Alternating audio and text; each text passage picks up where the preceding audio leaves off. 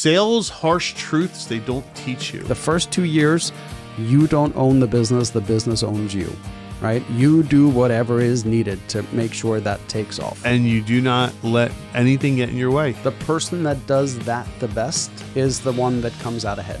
What should a startup CEO be doing every day? Well, hello, Gummy. How are you? Good to see you again. You too.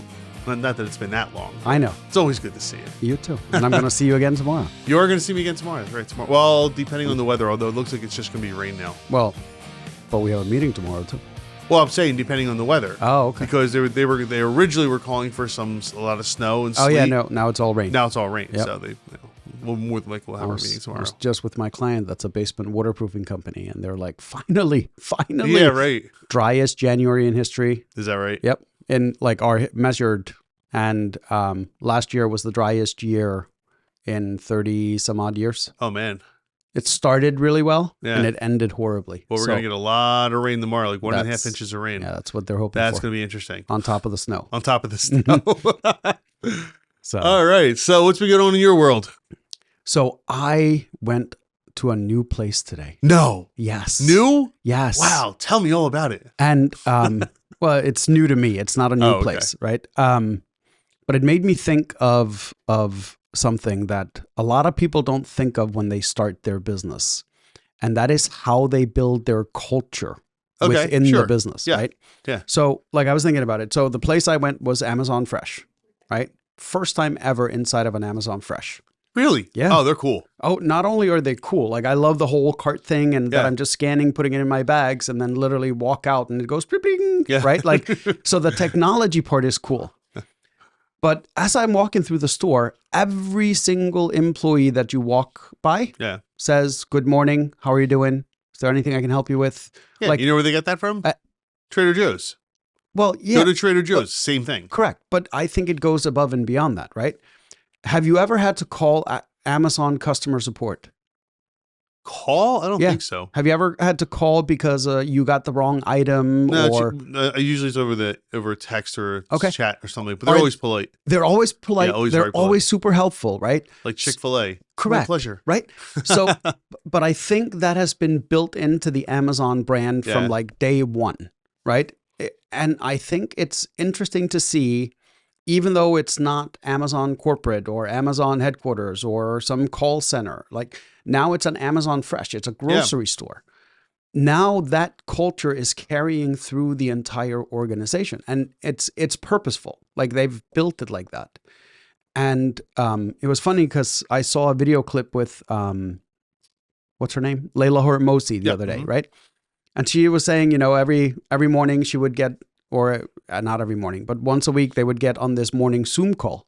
And she was like, one day I noticed that everybody was kind of like just in their sweatpants, undone hair, all that stuff. And she's like, I'm not sure this is the brand or like the culture that we should be perpetuating, right? And she goes, you know, I could have told all of them. And she's like, and then I looked at myself in the screen and she's like, that's where they got it from, right? Like I was there sitting in my sweatpants, hair undone, right, in a ponytail, whatever. So she's like, just by me deciding to actually start getting ready for these meetings, like I would get up and shower and do my hair and dress properly. And she's like, within weeks, everybody on that call were following her lead. And I mean, that's building culture by example, right?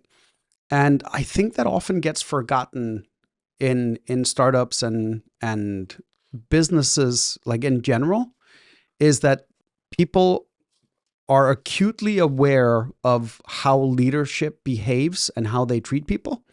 And I think that culture, whatever the leadership is doing, inherently will run through the rest of the company, right? Like if you never hear a single, let's say you're a contractor, but you never hear any of your owners or managers ever curse or talk impolitely to anybody, that will trickle down. I think that trickles down, right? But I don't think a lot of people realize it and do it deliberately. I think it's kind of just one of those things that happens, right? And to me, it's super important because if you are in a business or you own a business in customer support and you feel like people aren't responding the right way to customers, they have a tendency of looking at that end person talking to the customer Yeah. rather than looking higher up in the organization, saying, okay, could this be something that is carried through the organization? Like, is it the fact that my managers are talking to my customer support people the same way? Is it the fact that middle management is talking to the managers this way? And I think it's underestimated how you build a culture within whatever organization you have. And this could apply to nonprofits. This could apply to like anything, Oh, yeah. right? So yeah, I mean, I've experienced this firsthand on a couple of different occasions, and you're right. Culture is a very overlooked portion of building a business, because the culture. Look, let's face it. When you're starting out, it's you. Okay, fine. Your culture is you. Okay, maybe you have a friend that you're working with or something, but the culture is the owners of the business. But once you start bringing on employees and contractors and things like that, that all changes, right? It's now about how does the culture help grow the business? And some people, and actually not even some, a lot of people don't think about that until it's too late. And let me give you a great example.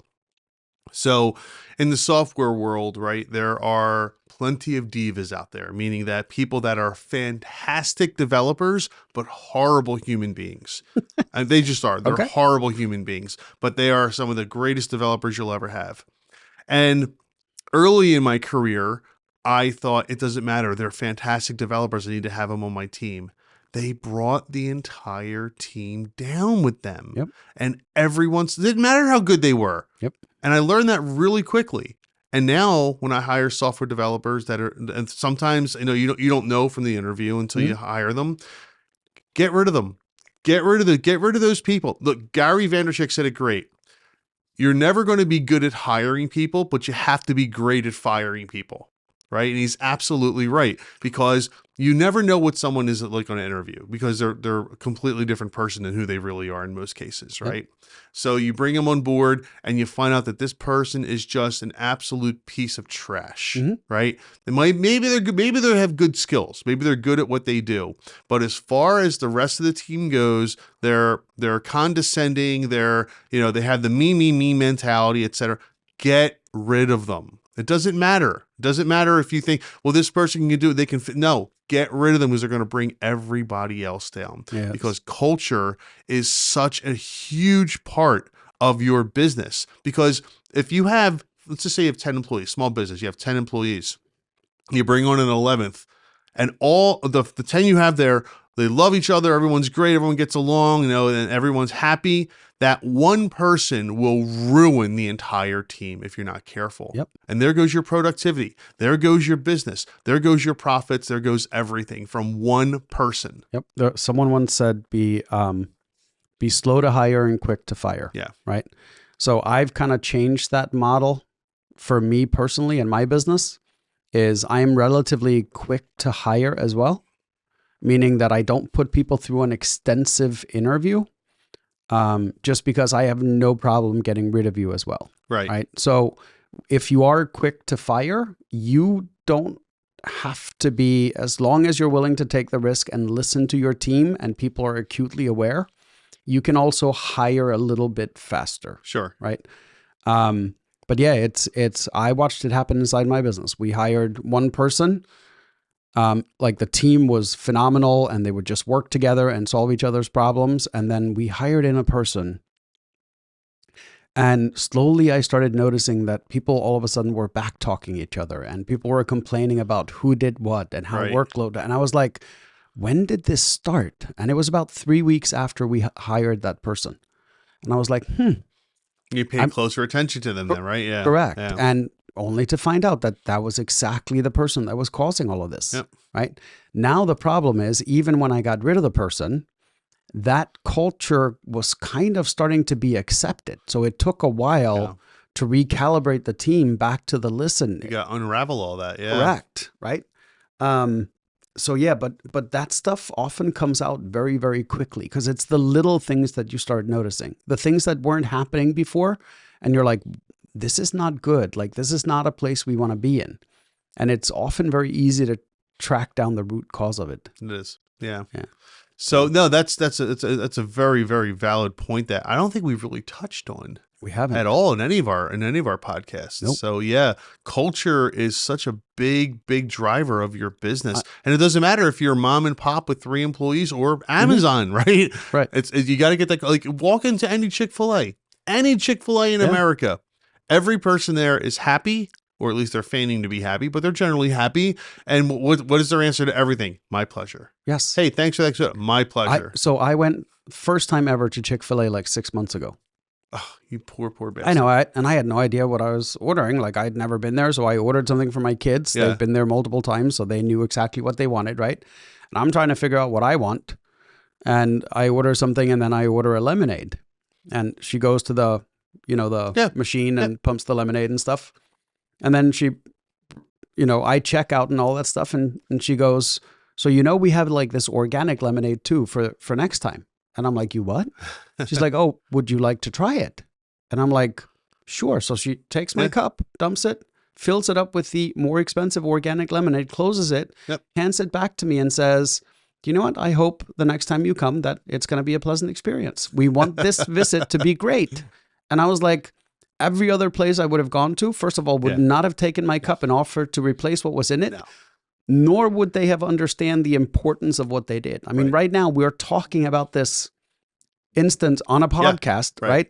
Plugging Chick-fil-A, apparently. Correct. And it cost Chick-fil-A, what, 26 cents to dump whatever I had and give me the other stuff? Yeah. But it was enough that now when my kids say, hey, we want to go out, and like if they say, oh, we want Chick-fil-A. You had that positive experience. Correct. And I always sit with you. I never say no anymore. Yeah. Like if that's the place they pick, then Chick-fil-A it is. Yeah. Even though like I'm not a huge fan of chicken. Like I don't like chicken, but I will go there just because of the experience that I had and the Chick-fil-A sauce now.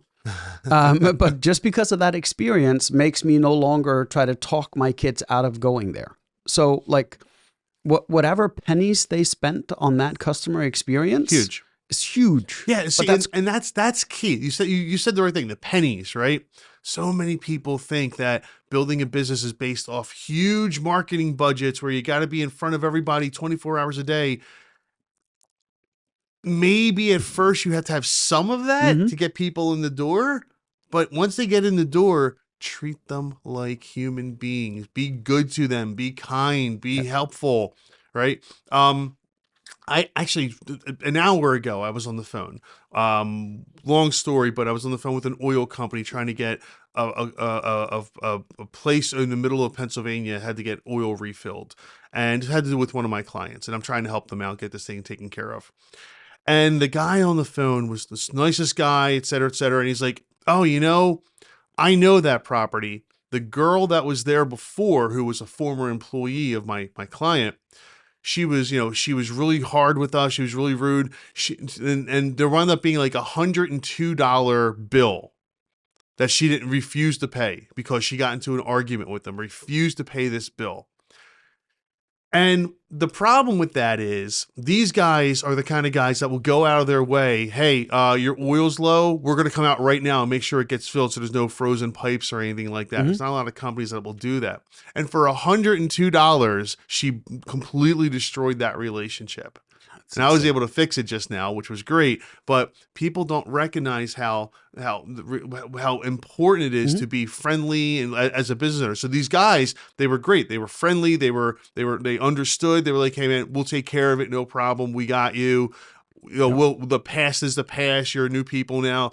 These guys know how to run a business, right? They know how to run a friendly, open, honest business. I always tell all of my employees is nobody misses the big stuff, right? Like if you go to a restaurant and the food is horrible, you don't miss that, right?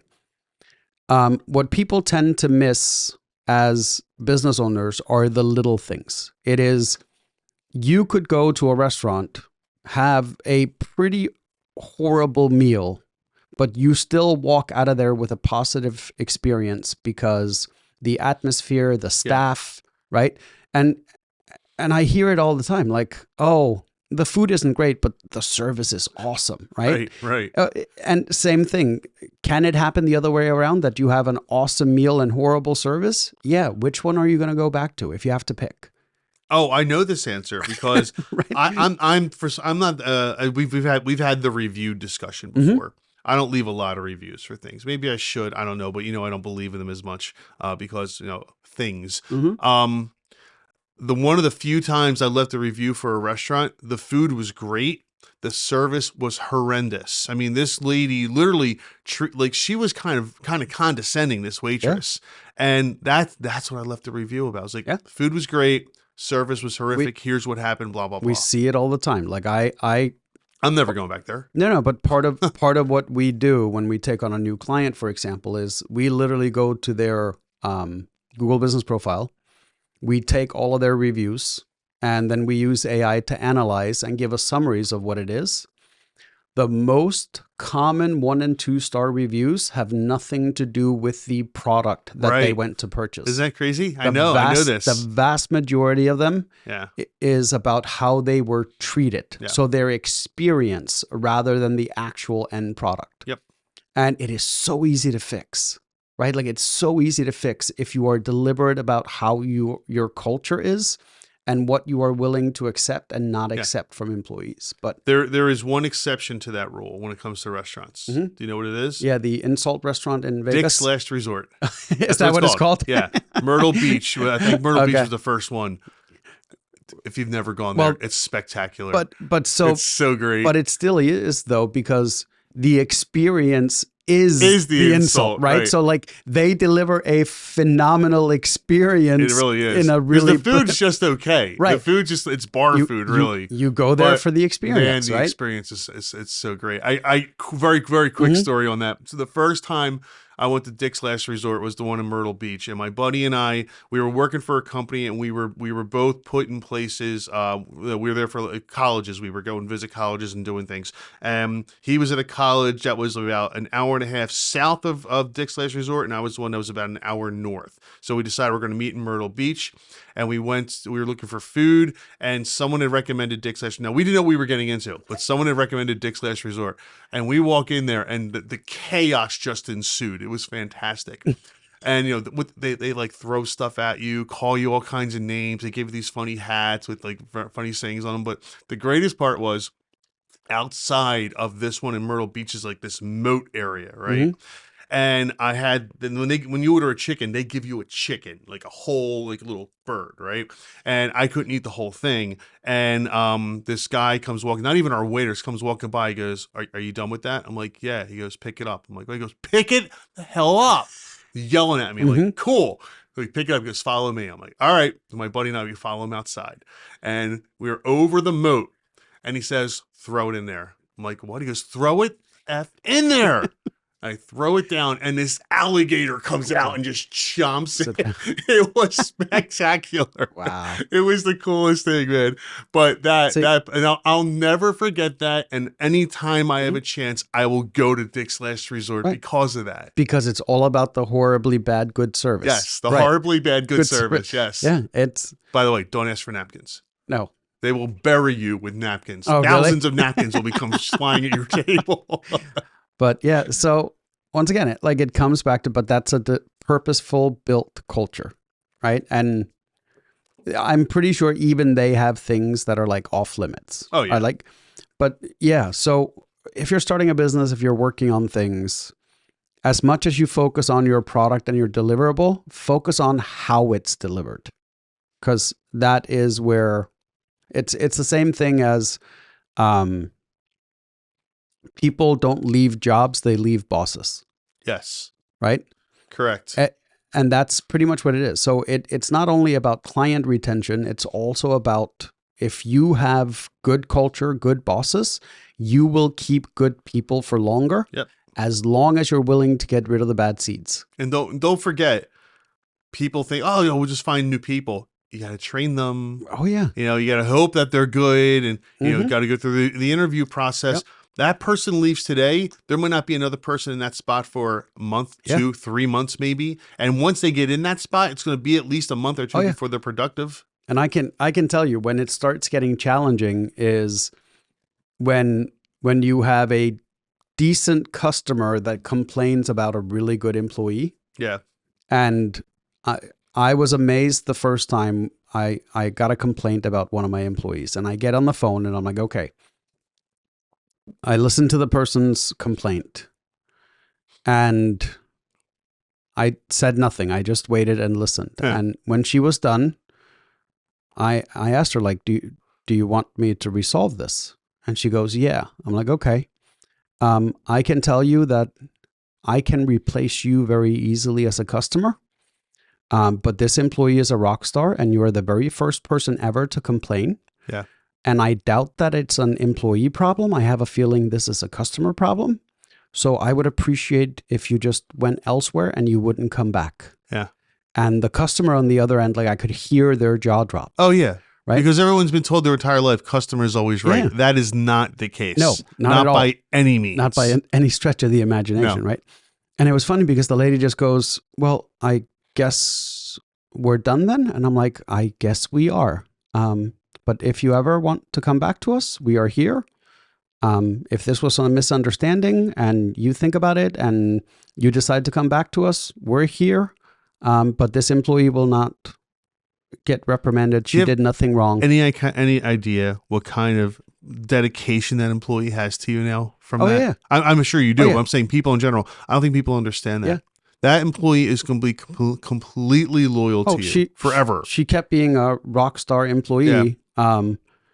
And when I went out and I explained to her what just happened, not only was she a phenomenal employee moving forward, she also, that was the thing she talked about with friends and family and other employees. And one of our core values as a business is that we have each other's back, right? Yeah. So if I don't have their back, how would I expect them to have mine, right? If that employee was wrong, it would have been a different thing. But in this case, she was 100% correct in how she did things. And there was no way that I was going to let a customer bring down her morale nor the culture of our business. Completely agree. You have a good employee, and people pay attention to this. You have a good employee and a customer complains about them, that's not necessarily the employee's fault. Nope. And sometimes you have to think about getting rid of the customer before getting rid of the employee. Because you're right, you can replace the customer many times faster than you can replace the employee. Replace the employee. All right. Well, speaking of having people's backs, let's get into it, shall we? Hey, if you're having a good time, don't forget to subscribe to our channel. Oh, and press the like button. Leave a comment. Do you like the like button? I like the like button. I really like the like button. Do you know what I love, though? What? Comments. I love comments. Comments are great. Especially if they're questions that we can get to and actually answer. That's right. So leave us some comments and we'll get back to you on those. Okay. Let's get back to it. All right. So I saw this one and I was going to skip over, but I thought, you know what? This is actually a pretty good one. I kind of like this idea I kind of like this question this person is asking. So this is from Pape CEO. And we're in the startups no underscore subreddit today. It says, what should a startup CEO be doing every day, right? For context, I'm 21, just began the startup journey, have a team of 7 developers. I'm non-technical. Good. Okay, that's actually a good piece to this. We're pre-MVP stage, more mapping what we want to build and doing customer research. Right now, I'm doing a couple of things. Reading important startup books, setting up weekly meetings with my team, and refining the idea and conducting user interviews. To be frank, I feel like I'm not doing enough. You're not. I do have to learn as I go. I do have a learn as I go attitude, but I feel like there's a piece missing. For starters, I'm getting used to being on call, so to say, where I want to improve the time I get back to people. I also value autonomy, but I'm also trying to be more involved in different aspects, yada, yada, yada. So my question is, what are the non-negotiables that I should be doing on a day by day or week by week basis as a CEO? Any advice helps. All right. So I like that this person's non-techie. You know why I like that this person's non-techie? Because then they're not in the code every day. Because here's what happens with a lot of technical CEOs is they wind up getting drowned in code and they can't get out of it. And they're so important to the production of the product that they forget to be CEOs and worry about the production of the business. And so I like that this person is a non-techie, because now yes, I go read books. Great. Go read other things too. Have your meetings with your team, refine the ideas. That's 10% of your day. 10%. Yeah. The rest of it is going out there and promoting that business. Yep. Get out there, get in front of people, join networking groups, whatever it is you're doing, whatever problem you're solving and whoever you're solving it for, you need to be in front of those people 5, 6, 7, 8 hours a day promoting your product. Even if it's not even an MVP yet, just get out there and start promoting your product. We're going to have this ready Q1, Q2, Q3, whatever it is. Tell me right now, what are your biggest problems? What are your pain points? Listen to what people are telling you and start building that into your platform, right? Mhm. So that's the first piece of advice I could give. What do you have to say? Well, as a startup CEO, you really only the vast majority of your job should be focused on growing revenue. Like that should be in 1, 2, and 3, Right. right? So yes, you have to learn how to lead a team. Yes, you have to understand customer feedback and UI and UX and functions and all of that stuff, but you only have to understand it to the extent that it makes it easier for you to sell it, right? So the part that is missing, there's no sales and marketing team, it seems, which means you are the sales and marketing team as of right now. So if 10% of your time right now is being spent on actually working in the business, the other 90% should be spent working on the business. And that means setting up meetings and creating videos and writing blogs and introducing your product to potential customers. You're right. The videos is key. I can't remember. You may have told me this, or I may have read this. I think I read this somewhere else that a CEO for a small startup like this should be in front of a camera 3 hours a day. Yeah. Posting videos nonstop about the business, about what's to come, about, just customer service, how we're going to handle this, that, or the other. You need to be in front of your camera. It could be your phone. Right. Just sit there and record videos and upload them. So people tend to forget that if you sit in front of a camera for an hour, you may have 15 to 20 minutes worth of usable content. Right. Right. Like by the time it's gone through editing and all that stuff, you're not going to be able to use the full hour that you record. So 3 hours of recording time is probably going to cap out about an hour of actual content. Yeah.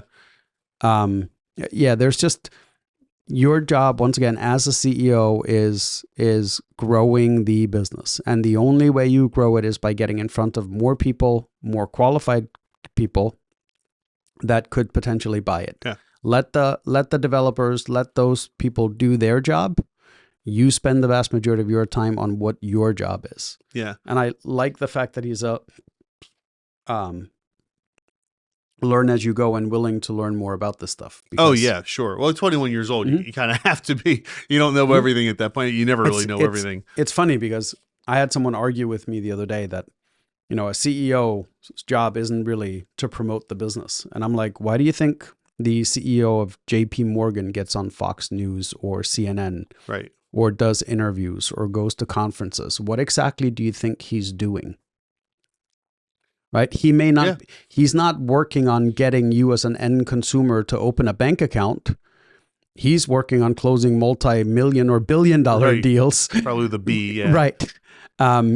So yeah, depending on where you are in the business level, depends on the level you're working on growing the business as a CEO. Sometimes growing the business is cost-cutting measures. Sometimes it's surviving an economic downturn, right? But either way, it's always work on the business, not in it. I'll guarantee you there's no CEO that's going down to the bookkeeping department right now and saying, hey, can I see the last 4 days of the general ledger? Right? Like they just Maybe don't. Quarterly you do that. But, right. But actually, you brought up a good point. That we talked earlier with this about networking. Go make those connections, right? And I'm not even talking about the people that you're going to sell to. Just make connections across the board because you never know when you're going to need somebody in a particular field or somebody that does a particular job that either that you need them for your service or they might need you for their service, right? Or more likely they know somebody who knows somebody who knows somebody, right? It's strategic partnerships, yeah. Right? This is how a lot of companies are built. Like it's not because of what they knew, it was because of who they had access to, right? And right now is an excellent time to kind of talk about this stuff, because we're seeing for the first time people are publicly bringing up things like the PayPal Mafia, Yeah. right? Like, Right. and it's funny because like I'm hearing people bring this up to me, and I'm like, do you know how long they've been around? Do you know who they are? Do you know what the members of that mafia, do you know what they've built? Right. Because I was having this conversation yesterday, and I jokingly told someone, I'm like, I'm pretty sure there hasn't been a day in the last 3 months where you haven't used a product that someone from the PayPal Mafia wasn't involved in building. Right. And they go, well, I think you're wrong. And I'm like, okay, have you been on YouTube? Have you gone on Yelp? Have you used LinkedIn? Right. Have you? And they were like, what do you mean? I'm like, they were all involved in building these things. They're involved. They've been involved in building payment system behind the scenes that you may be using without knowing you're using them, right? And like, I don't like the mafia word because it has like a negative of course. But it's all because of who they knew and who they have access to. Because sometimes access to the information someone else has is just as important as being able to sell to them. Yeah. Right? Being able to call someone and say, hey, we're having this issue. Can you help? Right? And if you don't have CEOs or business owners, a perfect example of this was the lunch we did last Wednesday. You, me, Joe, and Oh yeah, and Larry, right. And Joe was kind of sitting there going, That's well, right. But I don't really have other business owners I can talk to. And I'm like, but that's why you do stuff like this. That's why you network with other business owners. That's why you go out to lunch with them. That's why we have these business conversations as business owners, because there is stuff that I can talk to another business owner about that I can't talk to my employees about. Right? There's stuff that I can talk to other business owners about that I can't talk to my family about. Yeah. Or friends. A lot of my friends don't own businesses. And as you build that relationship, right? Mm-hmm. Maybe you don't become best friends, but even you might. But as you build that relationship, you start building trust among other business owners, business managers, etc. And you're exactly right. Where they might need your help at some point, you might need their help, even if it's just a piece of advice every once in a while. Mm-hmm. But you never know when that one person is going to introduce you to another person that changes the entire trajectory of your business. Yeah. I did that for someone. I made an introduction. A buddy of mine, actually a really good friend of mine, was switching careers. Mm-hmm. And I made 2 introductions. And those 2 introductions have led to millions of dollars of business being done between those 3 entities. Right? And it was just a connection. It was a random connection because I knew he was switching careers. Without that, the trajectory of his career would have been completely different, because it is a career that generally requires a very long, like what I call nesting time, meaning before you start like seeing any type of real revenue. Uh-huh. He set a record for his company with how fast he got there. Oh, wow. Like literally, he did in months what most people do in years, all because of 2 connections I made. Two connections. Yes, that's what I'm saying. And that's what happens. Sometimes it just takes that one person to introduce you to one other person. Yep. And everything changes. Yeah. It's funny. There's a guy that used to live around here. He recently, loose sense of time with COVID and everything, right? A few years ago, he ended up selling his business, but all he did was sell the large ink cartridges for like big print shops, right? Like sort of like giant ink cartridges. And the entire way that he built his business was through local networking. So he would go to networking events, literally have 2 different shaped cartridges. Yep. And all he would do is, if you see any of these that look this big in any office, please give them my card. He just sold his business a few years ago for double-digit millions. Wow. And he was yes. Oh, people have no idea how much money there is in the ink business. Oh, I know. Right? I'm well aware. Ink and toners. But yeah, and all of that was just built through connection and going to meetings where he met with other business owners and just simply just holding up toner and ink cartridges and saying, hey, if you see any business that has these, I'd love to talk to them. Yeah. Right. And those business owners introduced him to business owners that carried that. And he was one of the first guys to get into the generic inks and toners. Oh, okay. So like he could get you the OEM, but Mhm. they were primarily selling generics, which were cheaper and had better margins. Yeah, he sold that business a few years ago, like in the millions. Wow, that's great. But it was all networking with other business owners, CEOs. And that's the key. Yes. So Pape CEO, that's what you want to do. You want to go out there. You want to start. I mean, honestly, you don't even have your MVP yet. You're pre-MVP. Great. Go start building your connections now. That's one of the, if you could do nothing else, if you meet with your team, if you read your books, etc., go out there and start networking, start building your connections. If you don't have a product to show, that's okay. Talk about what it's going to do. Talk about what it's going to be. But get out there and start building that network of people, because it is going to be paramount to anything else once you're ready to launch your business. Yep. Imagine going out and just having 300 contacts that you made during the course of a year while you built the products, and those 300 know about it. It's not top of mind for them, but they know you, they like you, they know about the product, and then when the product launches, they're the first 300 you contact, and they're all like, "Hey, great, I'll take a look at it," and I'll bet you half of them actually will look at it. Yeah. And You may if need 2 or 3 of those are like, "Wow, this is great. Let these other people know about this." Boom. Yes.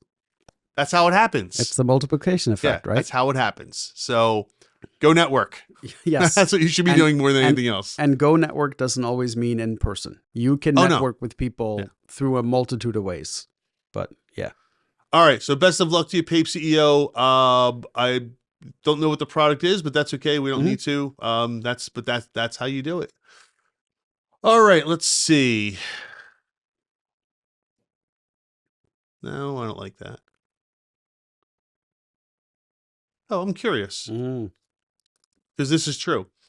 This is from Ready Flounder 8007. Says entrepreneurship isn't for everyone, and definitely don't quit your day job yet. Starting your own thing sounds great, but here's the reality. Depression, real. Earning nothing for years, real. Failure, almost guaranteed. Making money and then getting it frozen, also real. Looking at you, PayPal. Curious about that one. Yes, there's light at the end of the tunnel, but sometimes it's just another train. Wow. Ooh. Woo. The freedom thought. That's real too. But don't go quitting your job just yet. You need something that actually works and keep working. Truth is, without my job, I never would have made it as an entrepreneur. My paycheck was my first and only investor. Do what you want, but this is just one perspective from someone who's been there. Thanks. Truth, man. He's absolutely right. 100% right on everything there. It's very, very hard to go from having worked somewhere as your career to starting your own thing and knowing how to be the employer versus or the business owner versus just collecting a paycheck for doing a job. They are completely different mindsets. So I think this is the difference between growing up in an era of no social media and growing up in an era of social media, right? When I started my first business, MySpace wasn't even there yet. How old are you? No, I'm kidding. You should ask when did you start your first business, right? And back then, you would walk around and find people that had started business because you're like, oh, I have this idea. And you were amazed at the number of people you talked to that said, yeah, I had a business and I failed, right? It was very rare that you got to talk to someone back then that had a business that succeeded, so to speak, right? Now with social media out there, they always talk about the successes. They always talk about, oh, what's the most money you made in a year, blah, blah, blah. Very few of them, very few of them are out there telling the horror stories, right? It's the same thing with Instagram. Nobody ever shows you when they're going through the worst of the depression, right? They show you when everybody's smiling at Disney World, right? And I think that has created this illusion that entrepreneurship is easier, faster, than what it actually is. And I don't think it's doing a lot of people any favors.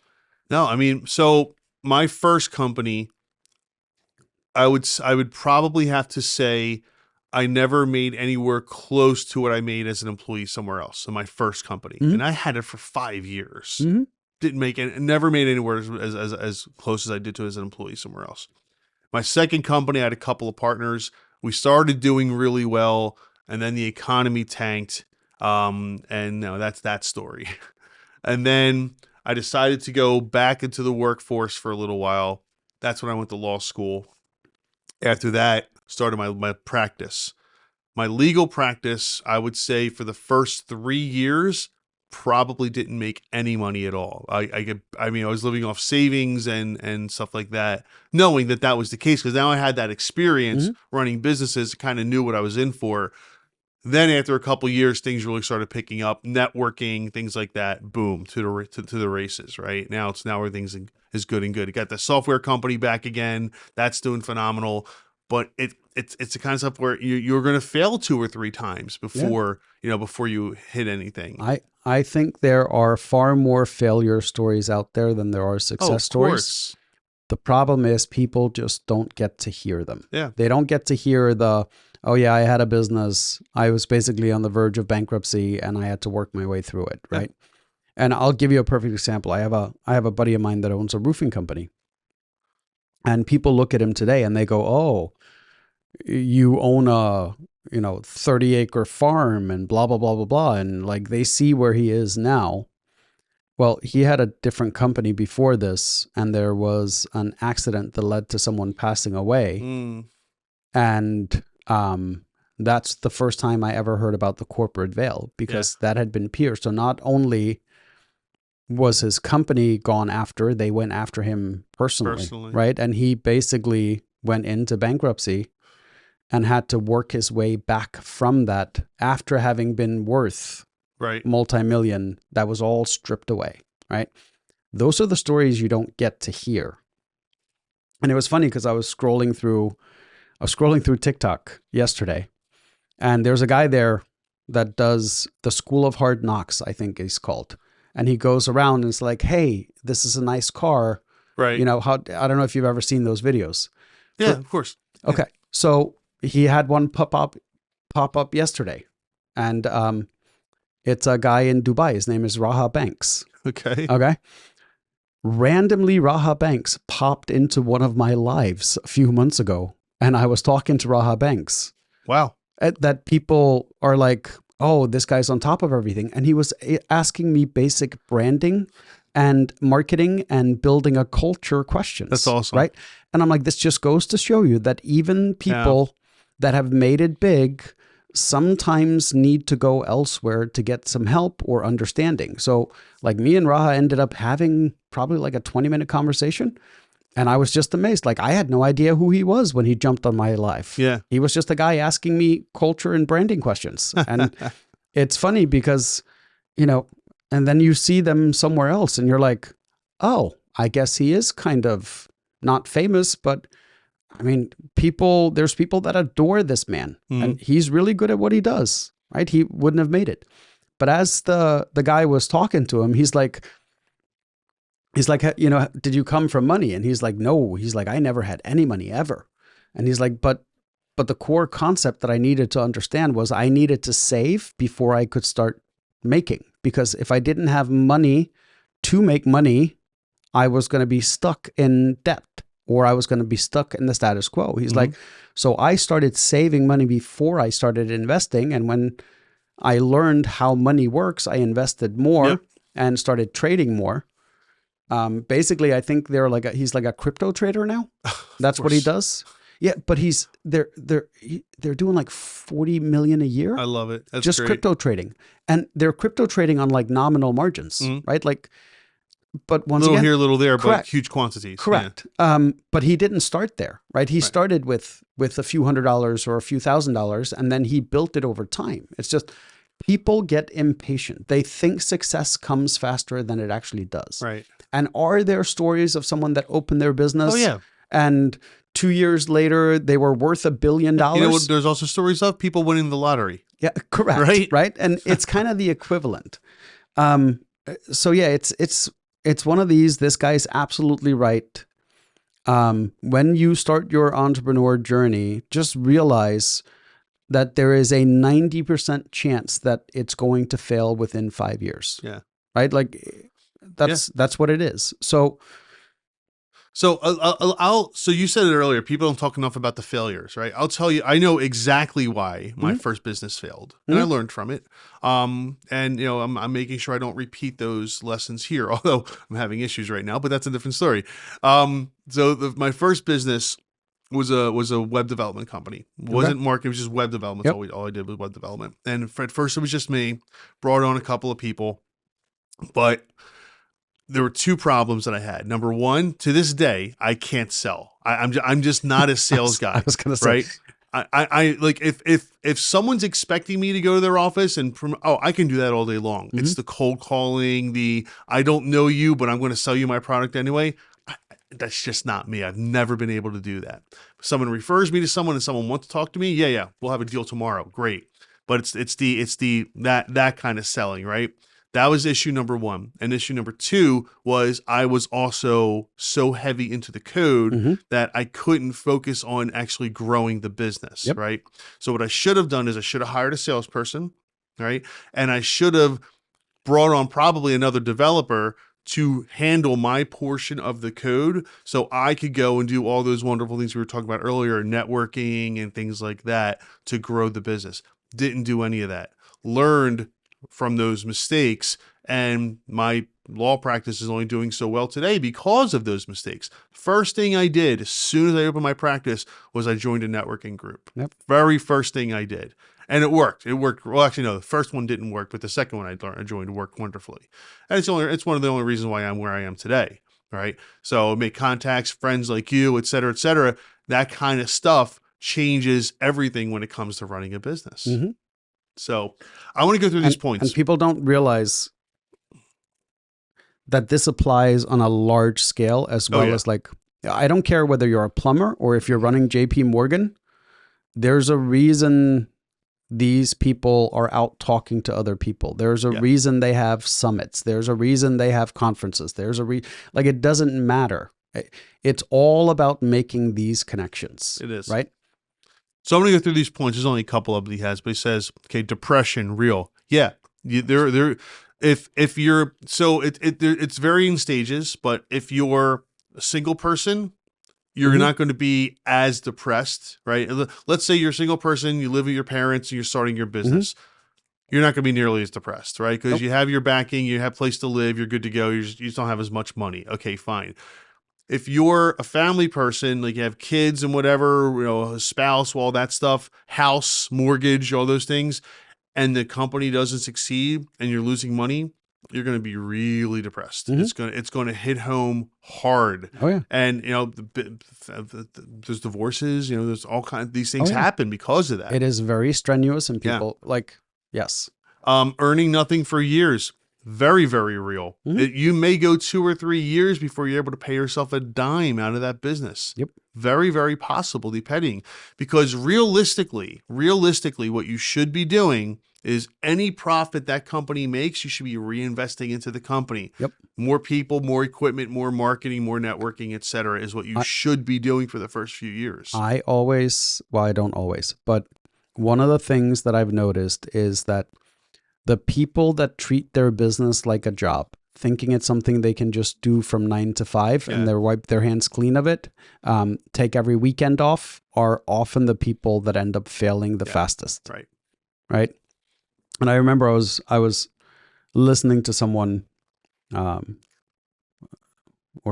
was it a book? Either way, they were saying, my brother-in-law is hugely successful and I'm struggling with my business. And so I called my brother-in-law the one day and said, hey, would you be willing to help me out to figure out what I'm doing? And he's like, I always remember my brother-in-law said, sure, meet me at my office at 6 a.m. on Sunday morning. And his answer was, well, I don't really work on the weekends. And he goes, right there. That's your problem. That is the difference, right? This is why I'm successful and you're not. It's because you see it as a job. I see it as part of my life, right? And I don't think, especially during the early years, I mean, for crying out loud, isn't there a story of Elon Musk sleeping on the damn factory floor of Yeah. Tesla? Yeah. Right? Like, Absolutely. do you think he treated Tesla like a job at that Right. point? Right.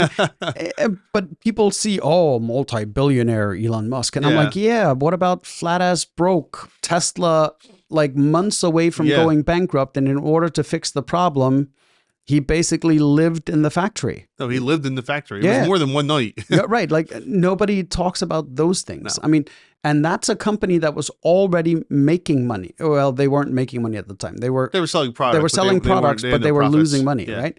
And I'm like, so you think as a startup business, your first year, this is going to be a 9 to 5, Right. that you're going to have weekends off, that you're going to be able to go out drinking with your buddies on a the Friday. only 9 to Like, 5 is 9 a.m. to 5 a.m. Yeah, That's pretty about much, it. right? That's your 9 to 5. And it's these things that people don't talk about anymore, right? Yeah. They don't talk about having to go for 2 weeks, whether you have to decide whether you're going to eat or put gas in your car to go be able to go to a meeting. Right. They don't talk about missing every family function because there is something going on that you have to take care of, and there's nobody else that can take care of it. There's no talk of missing weddings or, not being able to do certain things because guess what? Your business needs your attention. Yep. Like the first 2 years, you don't own the business owns you, right? You do whatever is needed to make sure that takes off. And you do not let anything get in your way. You have to. Again, I said, I think I told you about The Simpsons, right? I told you about the Mr. Burns in The Simpsons. Yeah. You go over this, right? It's a great line. Mr. Burns, he's introducing himself and he's talking about business. He goes, family, friends, and religion. These are the 3 demons you must slay if you want to succeed in business. Yeah. And, it's, I don't know. Yeah. This is the stuff that I wish people would talk about more. And it's funny because whenever I get someone that's looking to start a business into my office, the first thing I do is try to talk them out of it. Right? Yeah. Because if I can even sow a seed of doubt in your head in a 30-minute meeting, not work. You are not ready. Yeah. Right? You are not ready at that point in time.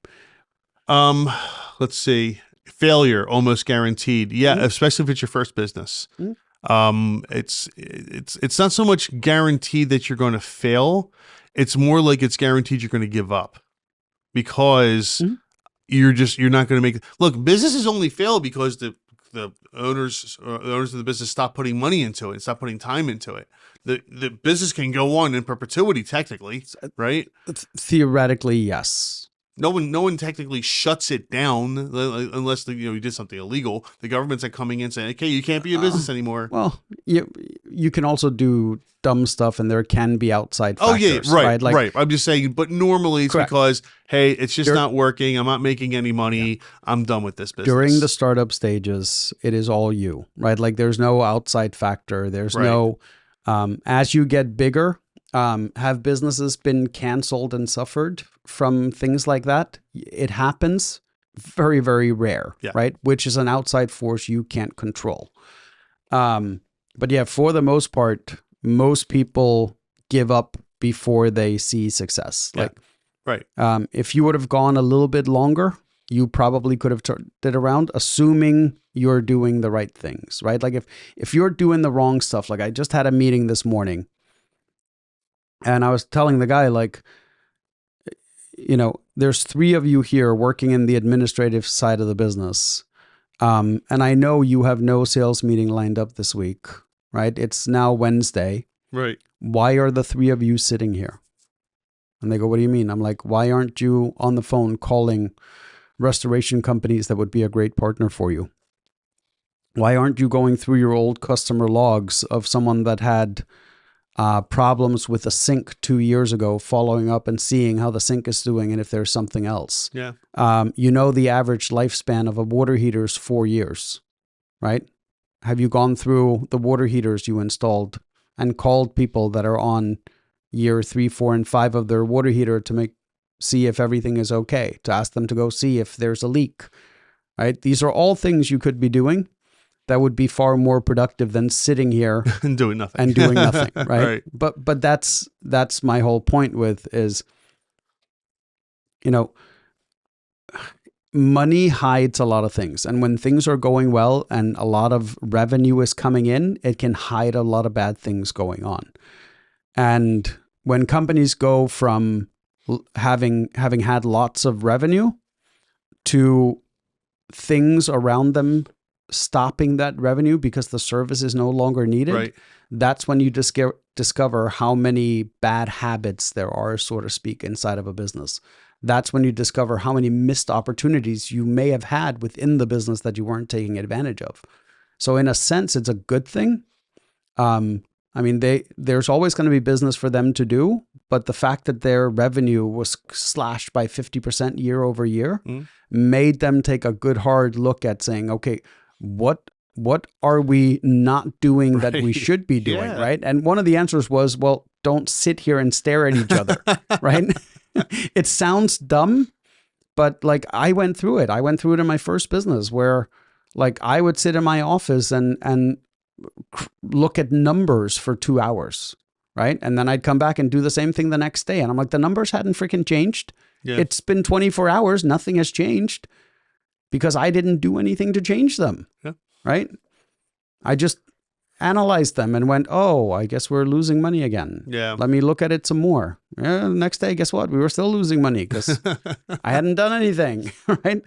So the Ready Flounder 8007, you got it. You're absolutely right. Your perspective, yes, it's one perspective, but it's very, very true. It's very true to what happens a lot of times. So anyone looking to start a business, just be prepared for that kind of stuff. It's good that you hear these things, right? It's good that you hear failure stories because hopefully it teaches you what to look out for. Because a lot of times you'll read books and they're all about success. Here's how everyone's happy, everyone's great. That is not true to reality, man. It's not how it works. You got to build it yourself. And sometimes, it does lead to depression. It does lead to having issues, not making money, et cetera, et cetera. So thank you for that, Ready Flounder. That's the kind of advice you got to be telling people more and more. Is it's not just about the greatness. There's also sometimes a lot and of under no circumstances are we telling people not to do it. No. We're just saying be prepared for what the reality of it is, not the Instagram version of it.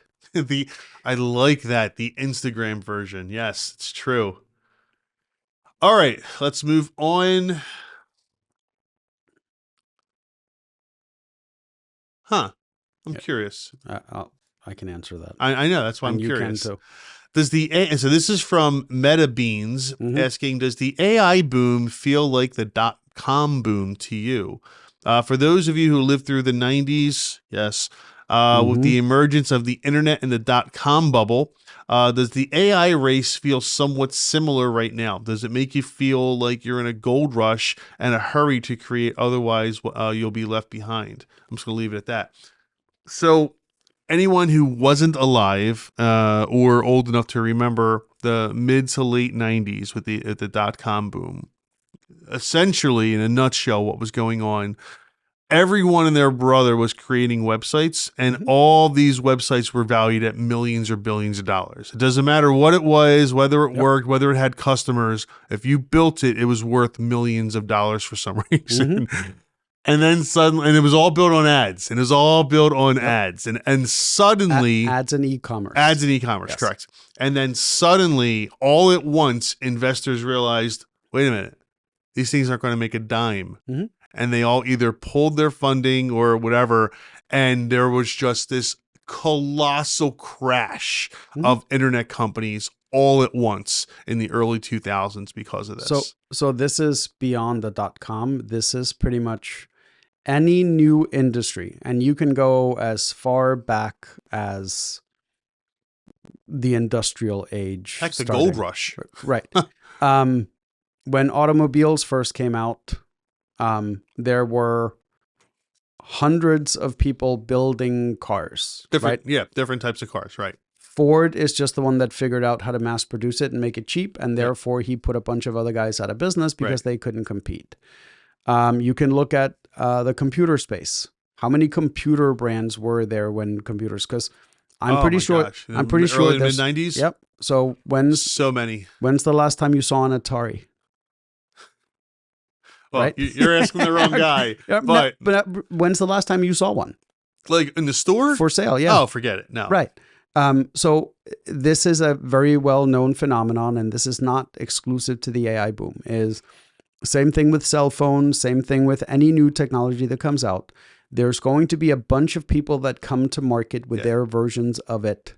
What then happens is the early adopters latch on to certain devices, i.e. Android, Samsung, Apple, right? And they start getting a larger market share, which makes it non-competitive for a lot of other brands, right?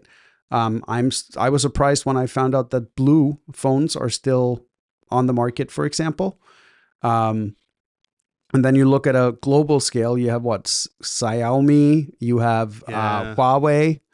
I think Huawei just overtook Samsung as the world's best-selling smartphone. Really? Yeah. I didn't hear that. Wow. Huh. And I most think people here don't even know who they are.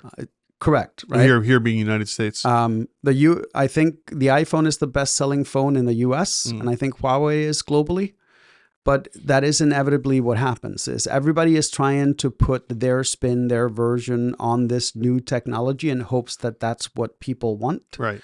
And then it becomes a consolidation, right? Like there's going to be people that drop off because it's not a viable business. There's going to be others that get absorbed, and you end up with, generally, I would say, with technology like this, probably 10 to 15 like front runners. And then you have smaller competitors mixed in with that. You have 1,000, 2, 3, 4, 5, 10,000 AI companies out there right now. In a couple of years, it'll be 100, maybe. Yeah. And there's going to be 10 of them that are like the front runners, right? Right. And we know who it's going to be. Right now, Well, we know a handful of them, yeah. Correct. There's a couple that probably don't even exist yet. They're going to do it right. Correct. That are going to come up, and because first to market doesn't always mean best to market or best product. Look at Yahoo and Google. Yeah. So yeah, the reason it feels like the .com boom is because it is it is exactly the same thing. Correct. It's every new technology that comes out, right? And once again, you can look at the cars, you can look at computers, you can look at cell phones, you can look at all kinds of things.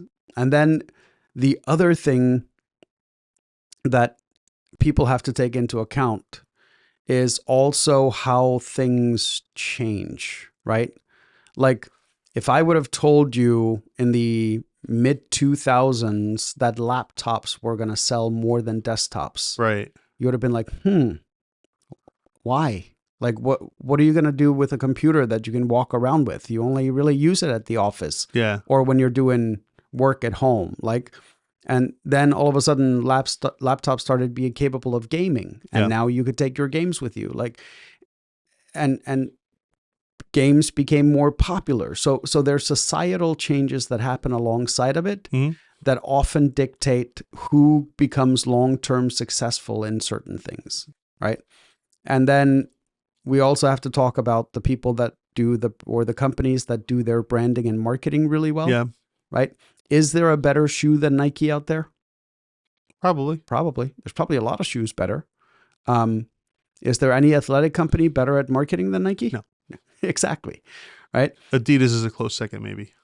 Correct. Not even that close. No, not even right? that close. So yeah, it does feel like a .com boom. It does feel like an automotive boom, industrial boom, because they all follow the same trends at the end of the day. So yes. Yeah, and so one of the comments here says it feels different. The .com bubble was a bunch of startup companies and everybody was hiring. Right now, so many tech companies are laying people off. But maybe tech companies from the non-AI tech companies. Right. But you go out there, every ad you see is another AI company selling AI services. They all do the same thing. Yep. They're just trying to separate themselves a little bit. Yep. And what you said is absolutely right. There's 10,000 of these companies out there right now. They're all hiring people. Same thing with the .com boom. Every company, doesn't matter what you did, you were hiring people. You're getting investors. And we're looking at, side jobs from this, like AI implementations. Right. And it's the same thing that happened in the .com. It's the same thing that happened during the cell phones.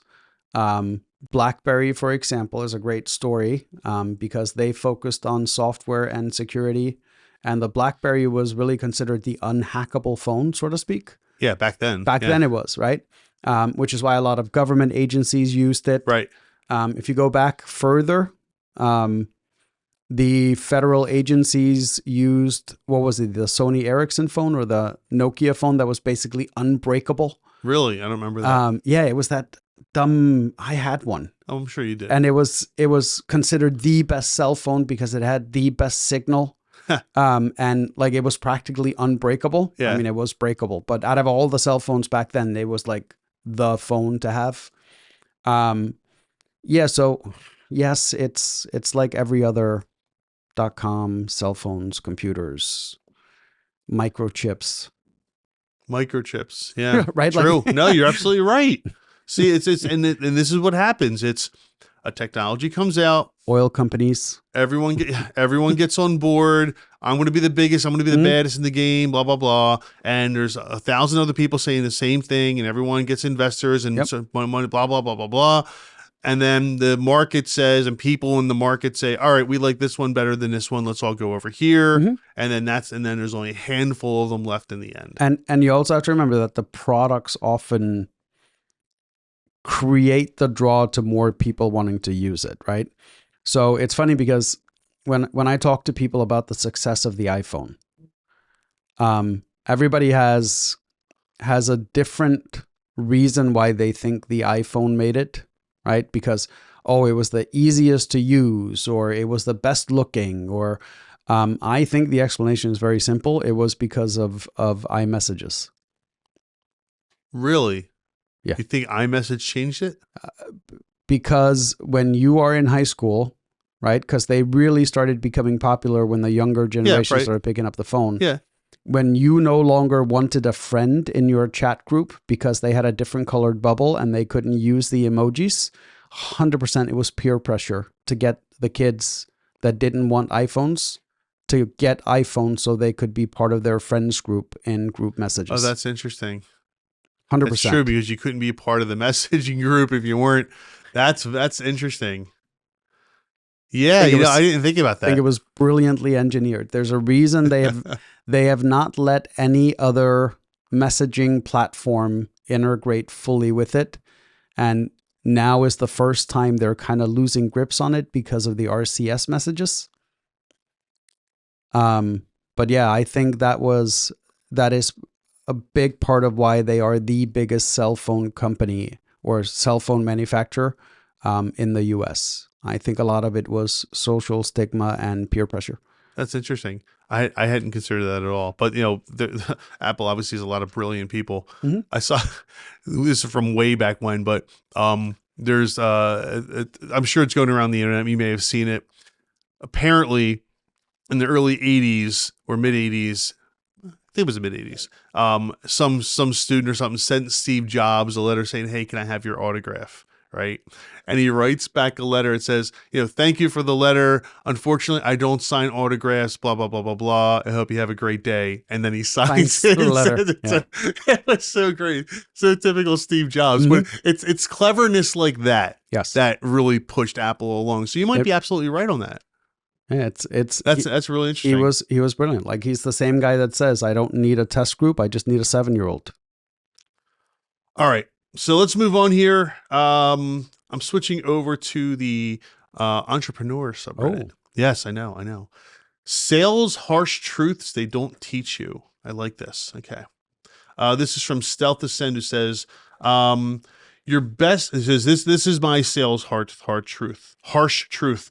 Your best prospect today will ghost you tomorrow. No matter how excited they seem, people will disappear without a trace. That is so true.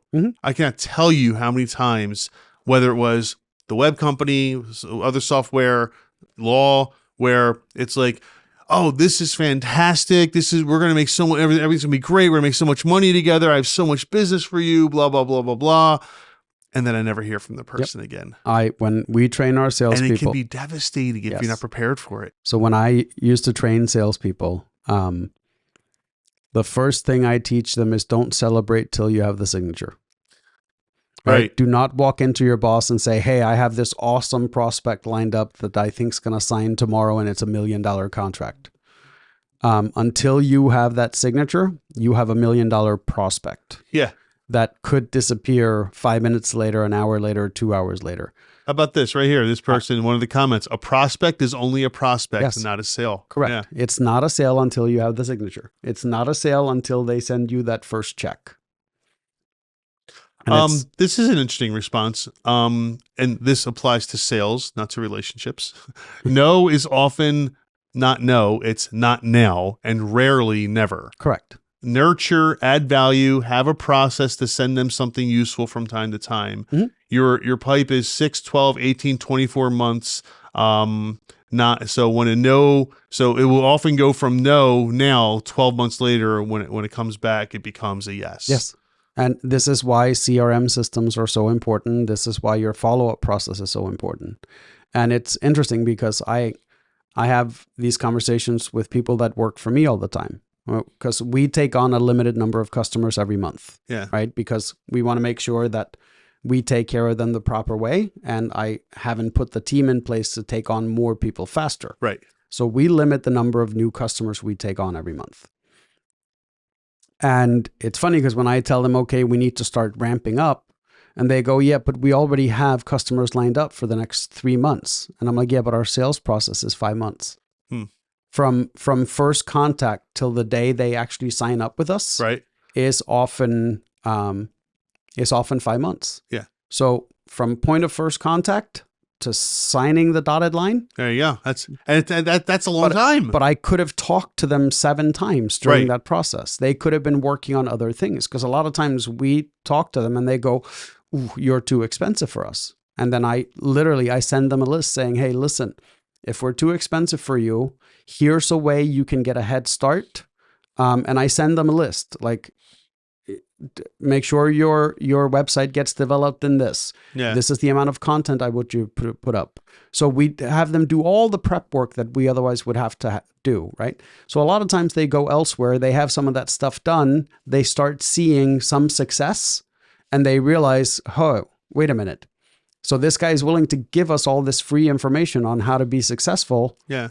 Maybe we should go talk to him about actually signing now, right? Because if I gave you free information that leads to you getting more business, you're not as hesitant to pay me to then do that work. Yeah.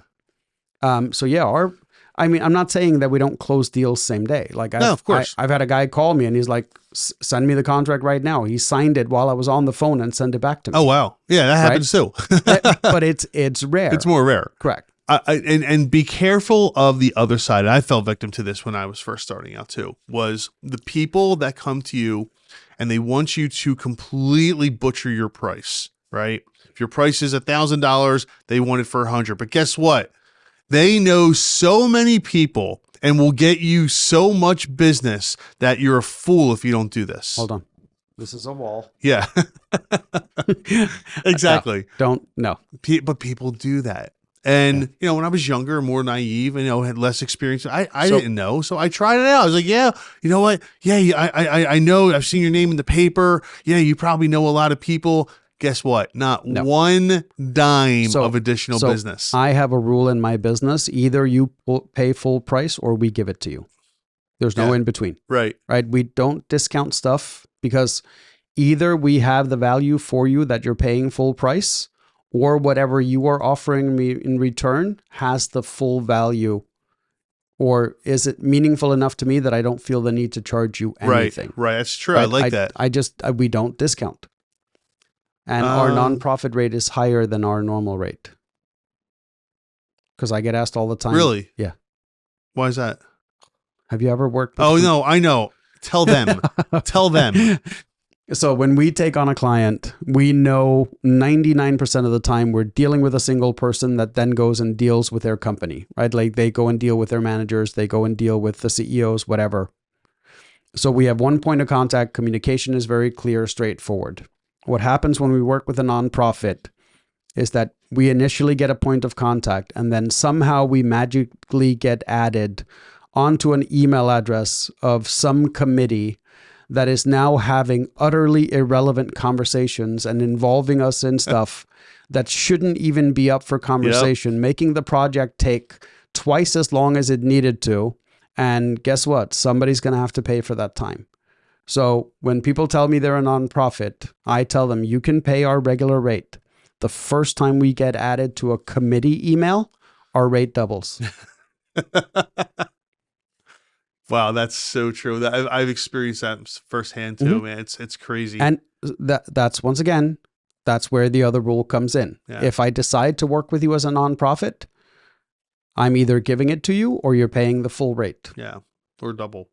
Or double rate. If you involve us in a committee, then yes, your price doubles because it takes twice as long. This is a good response. What comment says, you can have the best product or service at the cheapest price and people still won't buy from you if they don't understand how that product or service will change their life or their business. That's 100%. Yeah. And that's all it has to do with the presentation, the sales pitch, the materials you have. People don't understand that 90% of selling is asking questions. Yes, it's asking questions, asking the right questions. But I also read some comments earlier that said customers will lie. They won't tell you the truth. You have to be able to read through that to really get to what their real problems are. That's where questions come in, right? Yeah. It's one of those is, so let's say you're buying a $10,000 product from me. And you say something simple as, I got to run it by my partner. Okay. What do you think your partner would say? Right? Yeah. Because now you don't have to talk to them because I'm asking you, what do you think they're going to say? Right. And you're going to tell me either a BS answer because you know what your partner is going to say one way or another, right? Like I don't care who you are, what you do, you know, right? So really questions break down barriers. That's what people don't understand is the person controlling the conversation is the person asking the questions. Yep.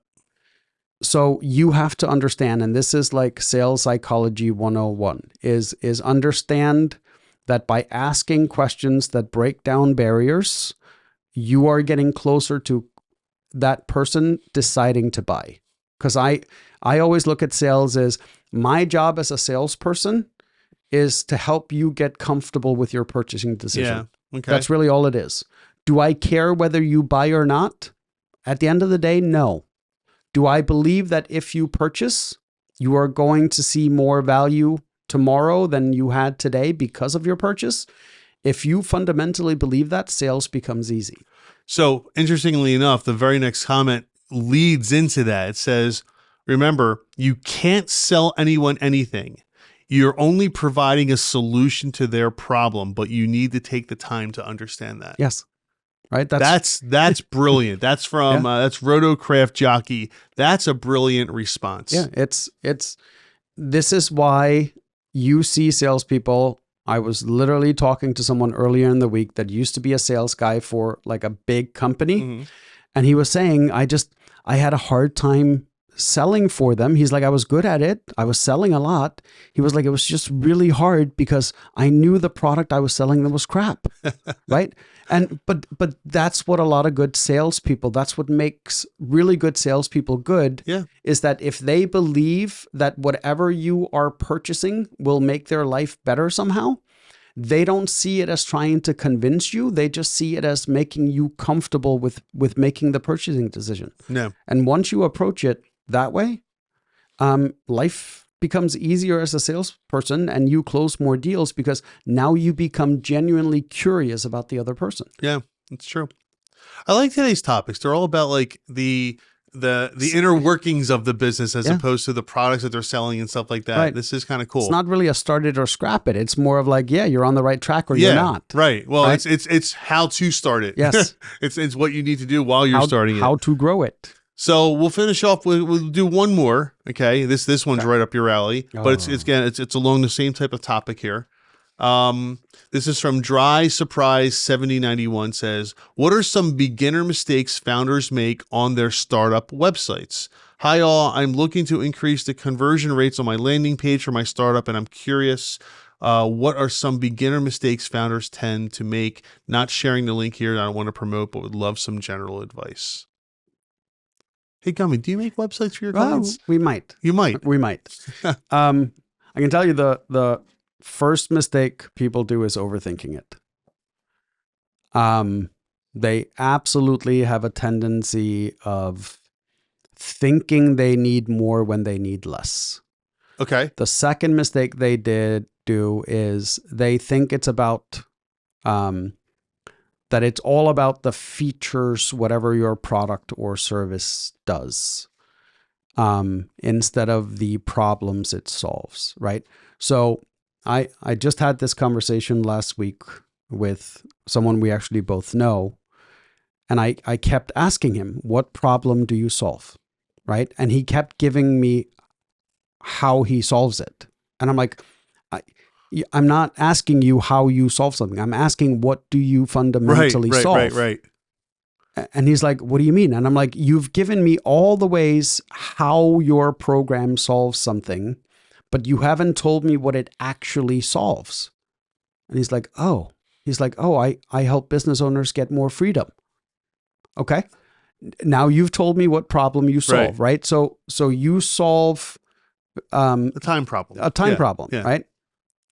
And I go, okay, so how are you going to tell someone about it? And he goes, oh, I'm going to tell them, that we take their managers and we take them through this program and all that stuff. And I'm like, okay, do you think as a marketing message that is going to be effective for someone as to how you solve it? And he goes, well, yeah. And I go, okay, how about symptom identification, right? And I say this all the time to my clients is, most people don't know what their problem is. They only know what the symptoms are. Mm. And this guy is a freaking doctor.